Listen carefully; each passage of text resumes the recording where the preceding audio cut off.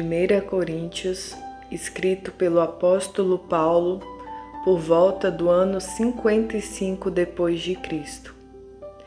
Eu, Paulo, chamado para ser apóstolo de Cristo Jesus, pela vontade de Deus, escrevo esta carta com nosso irmão Sóstenes, à Igreja de Deus em Corinto, àqueles que ele santificou por meio de Cristo Jesus. Vocês foram chamados por Deus para ser seu povo santo, junto com todos que em toda parte invocam o nome de nosso Senhor Jesus Cristo, Senhor deles e nosso. Que Deus, nosso Pai, e o Senhor Jesus Cristo lhes deem graça e paz. Sempre agradeço a meu Deus por vocês e pela graça que Ele lhes tem dado em Cristo Jesus. Por meio dele, Deus os enriqueceu em tudo, em toda capacidade de expressão e em todo entendimento. A mensagem a respeito de Cristo de fato se firmou em vocês, uma vez que nenhum dom espiritual lhes falta enquanto esperam ansiosamente pela volta de nosso Senhor Jesus Cristo. Ele os manterá firmes até o fim, para que sejam livres de toda a culpa no dia de nosso Senhor Jesus Cristo. Deus é fiel, e Ele os convidou a ter comunhão com seu Filho, Jesus Cristo, nosso Senhor. Irmãos, suplico-lhes, em nome de nosso Senhor Jesus Cristo, que vivam em harmonia uns com os outros e ponham fim às divisões entre vocês. Antes, tenham o mesmo parecer, unidos em pensamento e propósito. Pois alguns membros da família de Cloé me informaram dos desentendimentos entre vocês, meus irmãos. Refiro-me ao fato de alguns dizerem: eu sigo Paulo, enquanto outros afirmam: eu sigo Apolo, ou eu sigo Pedro, ou ainda eu sigo Cristo. Acaso Cristo foi dividido? Será que eu, Paulo, fui crucificado em favor de vocês? Alguém foi batizado em nome de Paulo? Graças a Deus não batizei nenhum de vocês, exceto Crispo e Gaio. De modo que ninguém pode dizer que foi batizado em meu nome. Sim, também batizei a família de Estéfanas, mas não me lembro de ter batizado mais ninguém. Pois Cristo não me enviou para batizar, mas para anunciar as boas novas, e não com palavras de sabedoria humana, para que a cruz de Cristo não perca seu poder. A mensagem da cruz é loucura para os que se encaminham para a destruição, mas para nós que estamos sendo salvos, ela é o poder de Deus. Como dizem as Escrituras, destruirei a sabedoria dos sábios e rejeitarei a inteligência dos inteligentes. Diante disso, onde ficam os sábios, os eruditos e os argumentadores desta era? Deus fez a sabedoria deste mundo parecer loucura, visto que Deus, em sua sabedoria, providenciou que o mundo não o conhecesse por meio de sabedoria humana. Usou a loucura de nossa pregação para salvar os que creem. Pois os judeus pedem sinais e os gentios buscam sabedoria. Assim, quando pregamos que o Cristo foi crucificado, os judeus se ofendem e os gentios dizem que é tolice. Mas para os que foram chamados para a salvação, tanto judeus como gentios, Cristo é o poder de Deus e a sabedoria de Deus. pois a loucura de Deus é mais sábia que a sabedoria humana, e a fraqueza de Deus é mais forte que a força humana. Lembre-se, irmãos, de que poucos de vocês eram sábios aos olhos do mundo, ou poderosos, ou ricos quando foram chamados. Pelo contrário, Deus escolheu as coisas que o mundo considera loucura para envergonhar os sábios, assim como escolheu as coisas fracas para envergonhar os poderosos. Deus escolheu coisas desprezadas pelo mundo, tidas como insignificantes, e as usou para reduzir a nada aquilo que o mundo considera importante. Portanto, ninguém jamais se orgulhe na presença de Deus. Foi por iniciativa de Deus que vocês estão em Cristo Jesus, que se tornou a sabedoria de Deus em nosso favor. Nos declarou justos diante de Deus, nos santificou e nos libertou do pecado. Portanto, como dizem as Escrituras, quem quiser orgulhar-se, orgulhe-se somente no Senhor. Capítulo 2. Irmãos, na primeira vez que estive com vocês, não usei palavras eloquentes, nem sabedoria humana para lhes apresentar o plano secreto de Deus, pois decidi que, enquanto estivesse com vocês, me esqueceria de tudo, exceto de Jesus Cristo, aquele que foi crucificado. Fui até vocês em fraqueza, atemorizado e trêmulo. Minha mensagem e minha pregação foram muito simples. Em vez de usar argumentos persuasivos e astutos, me firmei no poder do Espírito. Agi desse modo para que vocês não se apoiassem em sabedoria humana, mas no poder de Deus. No entanto, quando estamos entre pessoas maduras, falamos com palavras de sabedoria, mas não com o tipo de sabedoria desta era ou de seus governantes, que logo caem no esquecimento. Pelo contrário, a sabedoria a que nos referimos é o mistério de Deus, seu plano antes secreto e oculto, embora ele o tenha elaborado para nossa glória antes do começo do mundo. Os governantes desta era, por sua vez, não a entenderam, pois se a houvessem entendido, não teriam crucificado o Senhor da glória. É a isso que as Escrituras se referem quando dizem: olho nenhum viu, ouvido nenhum ouviu, a mente nenhuma imaginou o que Deus preparou para aqueles que o amam.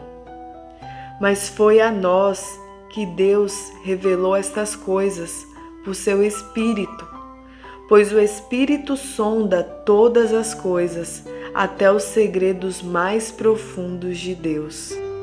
Pois quem conhece os pensamentos de uma pessoa, senão o próprio espírito dela? Da mesma forma, ninguém conhece os pensamentos de Deus, senão o Espírito de Deus. E nós recebemos o Espírito de Deus, e não o espírito deste mundo, para que conheçamos as coisas maravilhosas que Deus nos tem dado gratuitamente.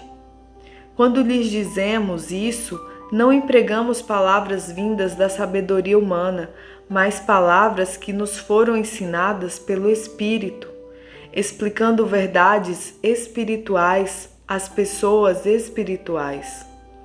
Mas o homem natural não aceita as verdades do Espírito de Deus. Elas lhe parecem loucura, e ele não consegue entendê-las, pois apenas quem é espiritual consegue avaliar corretamente o que diz o Espírito. Quem é espiritual pode avaliar todas as coisas, mas ele próprio não pode ser avaliado por outros. Pois quem conhece os pensamentos do Senhor? Quem sabe o suficiente para instruí-lo? Mas nós temos a mente de Cristo. Capítulo 3. Irmãos, quando estive com vocês, não pude lhes falar como a pessoas espirituais, mas como se pertencessem a este mundo ou fossem criancinhas em Cristo. Tive de alimentá-los com leite e não com alimento sólido, pois não estavam aptos para recebê-lo e ainda não estão, porque ainda são controlados por sua natureza humana.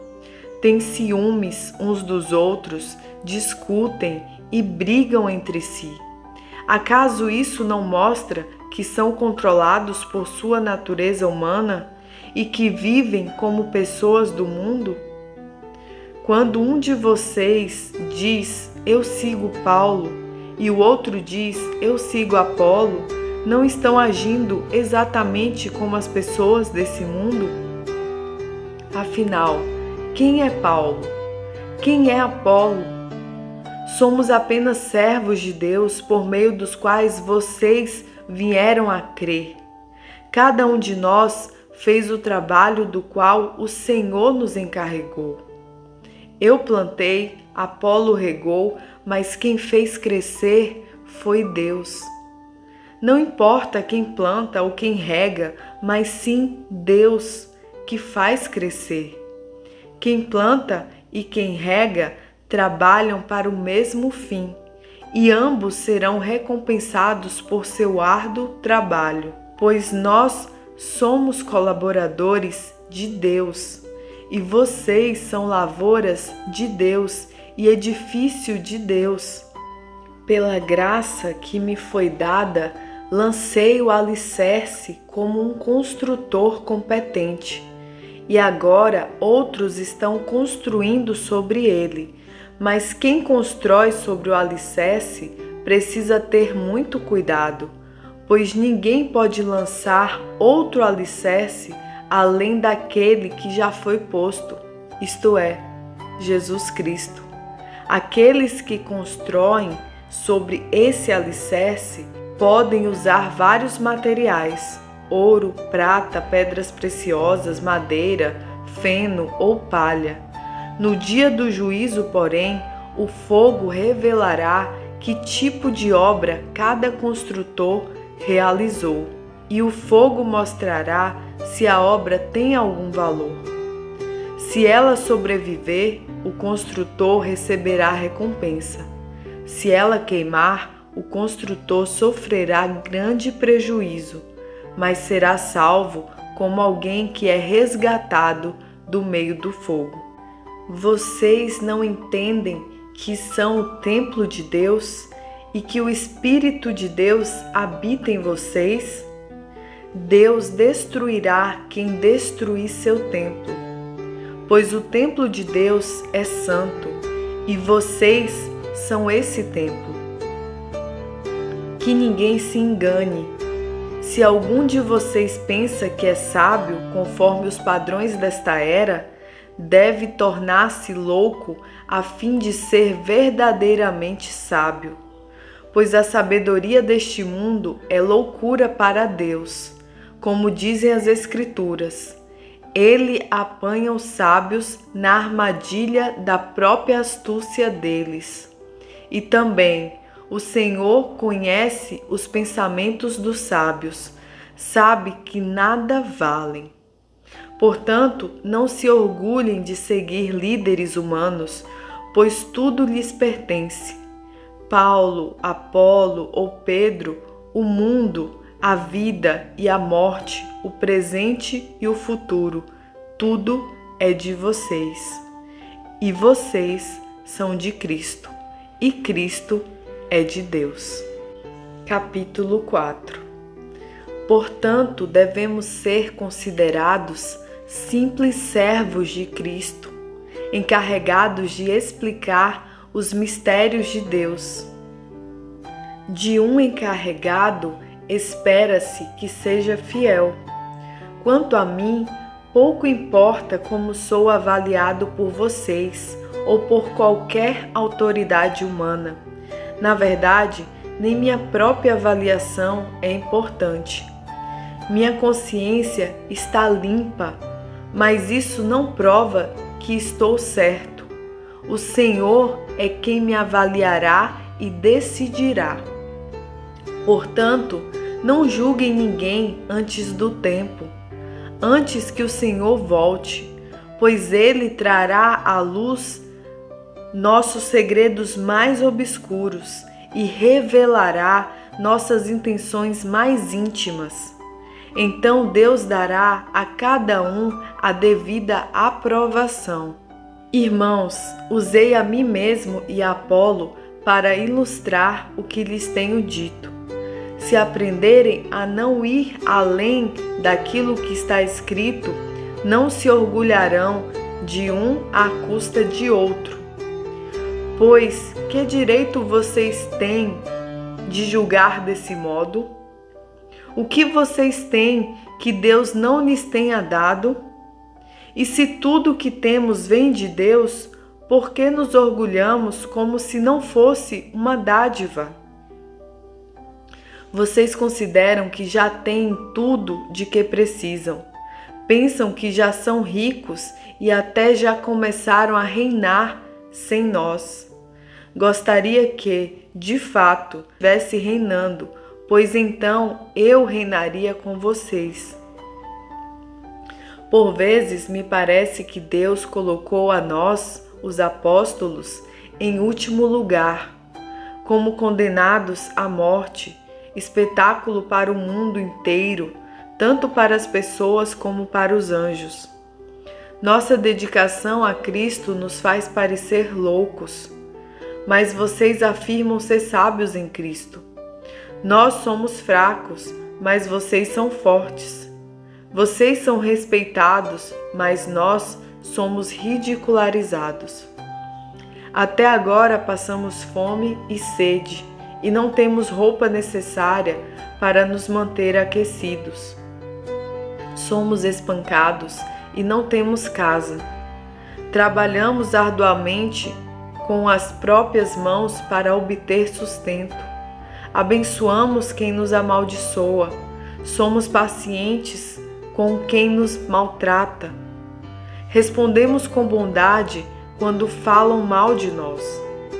E, no entanto, até o momento, temos sido tratados como a escória do mundo, como o lixo de todos. Não escrevo estas coisas para envergonhá-los, mas para adverti-los como meus filhos amados. Pois ainda que tivessem 10.000 mestres em Cristo, vocês não têm muitos pais, pois eu me tornei seu pai espiritual em Cristo Jesus por meio das boas novas que lhes anunciei. Portanto, suplico-lhes que sejam meus imitadores. Por isso enviei Timóteo, meu filho amado e fiel no Senhor. Ele os lembrará de como sigo Cristo Jesus, de acordo com o que ensino em todas as igrejas, em qualquer lugar aonde vou. Alguns de vocês se tornaram arrogantes, pensando que não irei mais visitá-los. Mas eu irei, e logo, se o Senhor permitir. E então verei se esses arrogantes apenas fazem discursos pretensiosos ou se têm, de fato, o poder de Deus. Pois o reino de Deus não consiste apenas em palavras, mas em poder. O que vocês escolhem? Devo ir com vara para castigá-los ou com amor e espírito de mansidão? Capítulo 5. Comenta-se por toda parte que há imoralidade sexual em seu meio, imoralidade que nem mesmo os pagãos praticam. Soube de um homem entre vocês que mantêm relações sexuais com a própria madrasta. Como podem se orgulhar disso? Deveriam lamentar-se e excluir de sua comunhão o homem que cometeu tamanha ofensa. Embora eu não esteja com vocês em pessoa, estou presente em espírito, e como se estivesse aí, já condenei esse homem em nome do Senhor Jesus. Convoquem uma reunião, estarei com vocês em meu espírito, e o poder de nosso Senhor Jesus também estará presente. Entreguem esse homem a Satanás, para que o corpo seja punido e o espírito seja salvo no dia do Senhor. Não é nada bom se orgulharem disso. Não percebem que esse pecado é como um pouco de fermento que leveda toda a massa?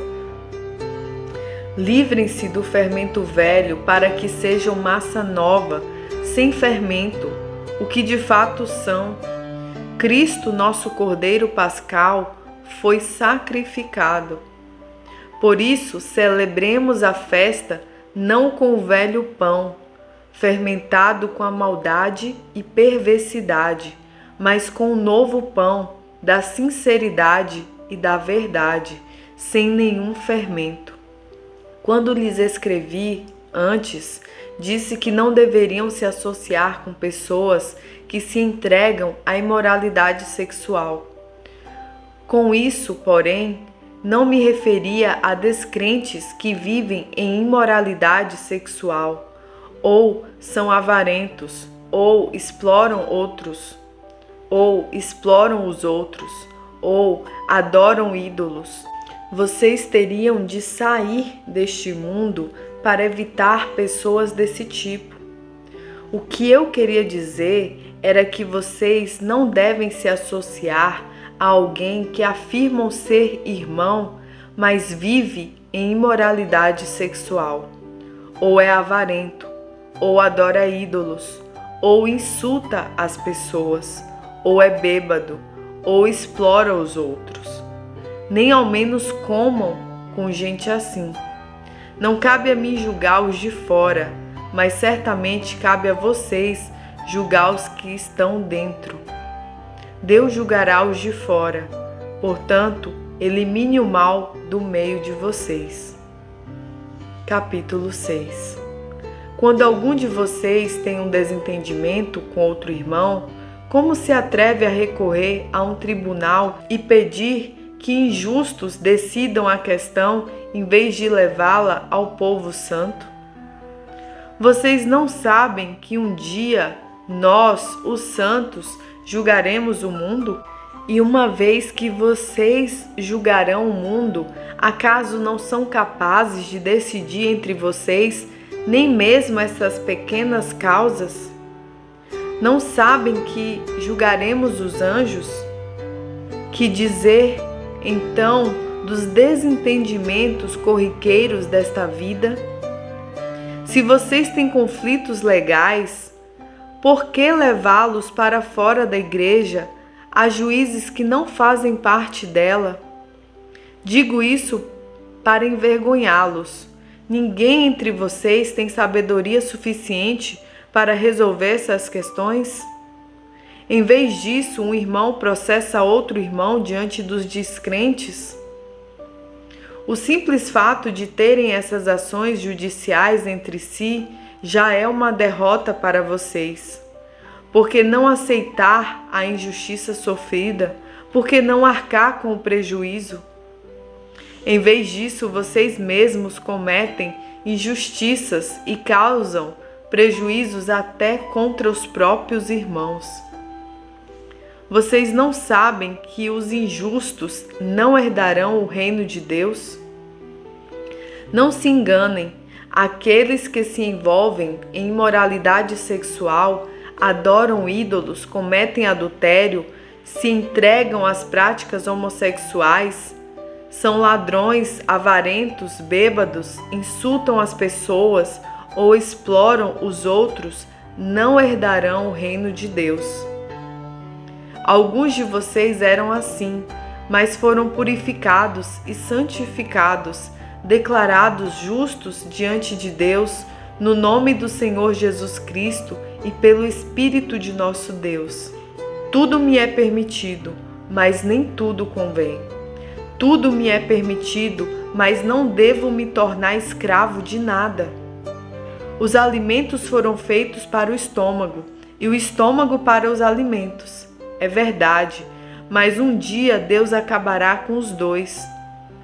Vocês, contudo, não podem dizer que nosso corpo foi feito para a imoralidade sexual. Ele foi feito para o Senhor, e o relacionamento que o Senhor tem conosco inclui nosso corpo. Portanto, Deus nos ressuscitará dos mortos por seu poder, assim como ressuscitou o Senhor. Vocês sabem que seu corpo é, na realidade, membro de Cristo? Acaso um homem deve tomar seu corpo, que faz parte de Cristo, e uni-lo a uma prostituta? De maneira nenhuma. E vocês não sabem que se o homem se une a uma prostituta, ele se torna um corpo com ela? Pois as Escrituras dizem, os dois se tornam um só. Mas a pessoa que se une ao Senhor tem com Ele uma união de espírito. Fujam da imoralidade sexual. Nenhum outro pecado afeta o corpo como esse, pois a imoralidade sexual é um pecado contra o próprio corpo. Vocês não sabem que seu corpo é o templo do Espírito Santo, que habita em vocês e lhes foi dado por Deus? Vocês não pertencem a si mesmos, pois foram comprados por alto preço. Portanto, honrem a Deus com seu corpo. Amém. Espero que essa leitura tenha edificado a sua vida, assim como tem edificado a minha, e te incentivo a continuar estudando a palavra de Deus, que é vida, que é luz para os nossos caminhos. Um forte abraço, fiquem com Deus e até o próximo vídeo.